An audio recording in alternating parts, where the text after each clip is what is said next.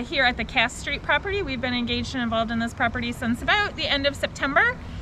We decided over the summer that for us to increase our impact and really serve our community, we were going to come together with both of our expertise and really make a greater impact in our community. Just to add on to what Jennifer said, collaboration is really at the heart of this partnership.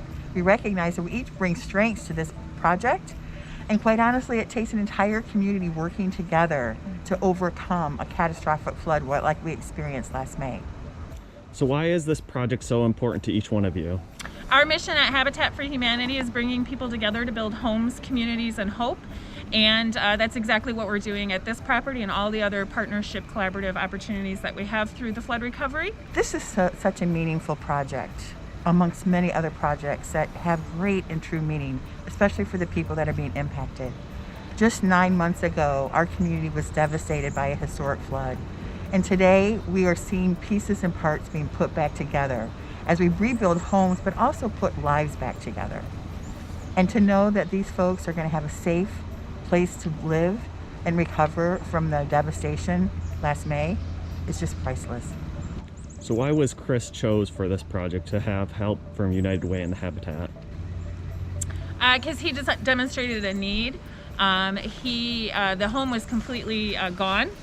We worked with him to bring this home to the property, and now Habitat and United Way, with our construction expertise, our gift and kind donations from all of our corporate partners, are coming together to help this family in their greatest time of need. This homeowner really was kind of rallied around by the community, and we were very fortunate to be able to step in and offer a way to really support him and get him and his daughters back in their home. And we couldn't have done this without the community that he lives in, without the amazing funders who invested and believed in our projects, and the volunteers that are lending their time and energy to put this back together. It kind of leads into my next question is, how many people have been involved in this project? It's difficult right now in the COVID era to engage volunteers. We're used to engaging large groups of volunteers, but with social distancing, the cold weather, it's kind of been a barrier. That was one of the reasons that inspired the collaboration, is because right now Habitat is not allowed to engage volunteers due to COVID-19 restrictions. And it was just another feather in the cap of this collaboration that they can, that United Way of Midland County can harness their volunteer pool, which is a lot similar to our volunteer pool. We have very similar corporate, community, and philanthropic partners. You know, volunteers are the unsung heroes of this project. And even though with COVID restrictions, it's tougher to get big groups out here, we've had some small but mighty groups that are making a big difference. And quite honestly, letting us leverage our dollars for services we're not having to pay for that they can do. And I can tell you the volunteers' heart is huge, but also they get so much out of it. Knowing that they are part of this recovery journey for a homeowner, they are now part of their story. And I know that that means a lot to them as well. My name is Eric Ostrander. I am the construction manager for Midland County Habitat for Humanity. We are at the Billings family home in Sanford, Michigan. Right now, we're actually waiting for the mechanical contractors to finish up what they're doing. The plumbers have been in. We came in, were brought in on this project when it was just a foundation. So our job was to basically get the foundation framing ready to get the home to be brought here and set in place on site. Then we framed all the interior walls.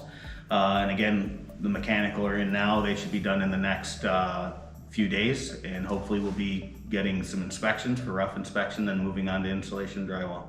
Do you have an anticipated completion date of when this house will be finished? Yeah, we're late March, early April, we're hoping to be done. Have the family back into the home. And why is this project so important to you?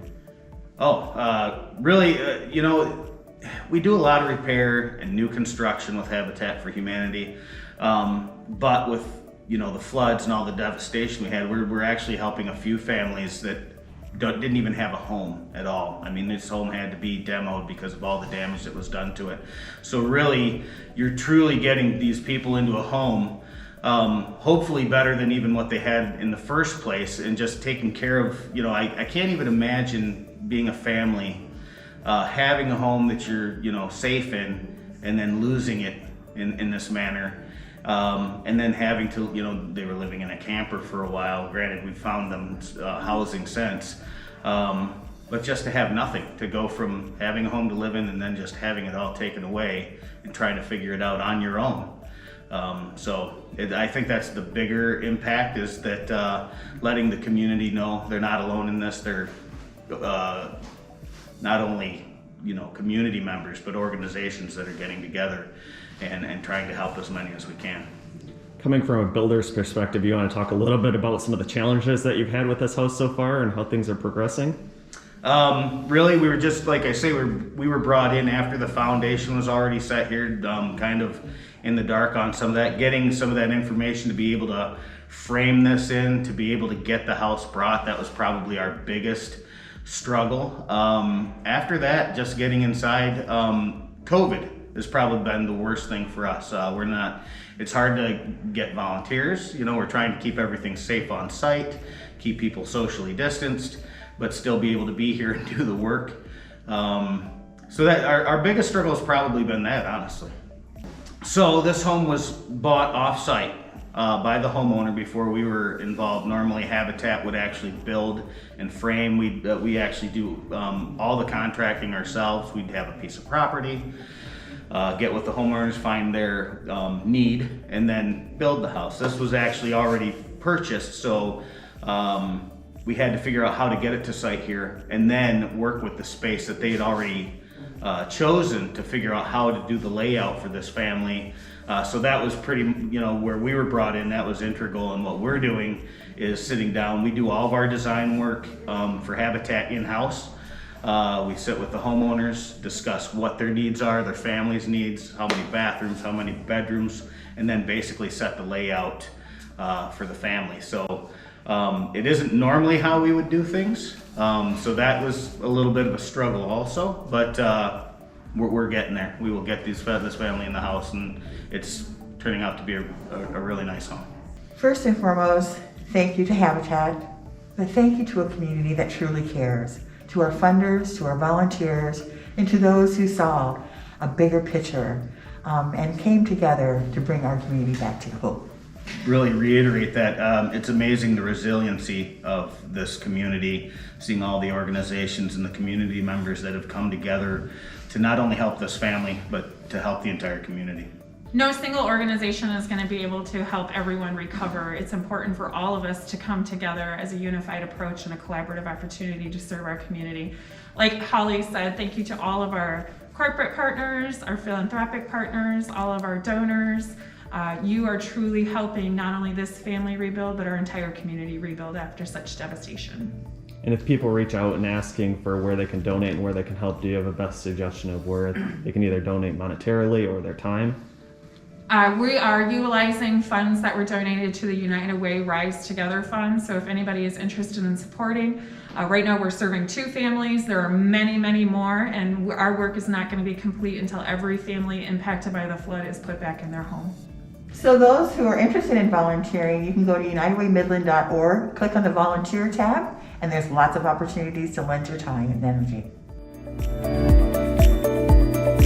Thanks for watching, and make sure you hit the thumbs up button if you enjoyed this video. Also make sure you subscribe so you don't miss the next videos I will be posting, and leave your questions, comments, and suggestions below. As always, I just want to give a massive thanks to the people who support me on Patreon. Never underestimate the value of your contribution to keeping this channel going. Thank you.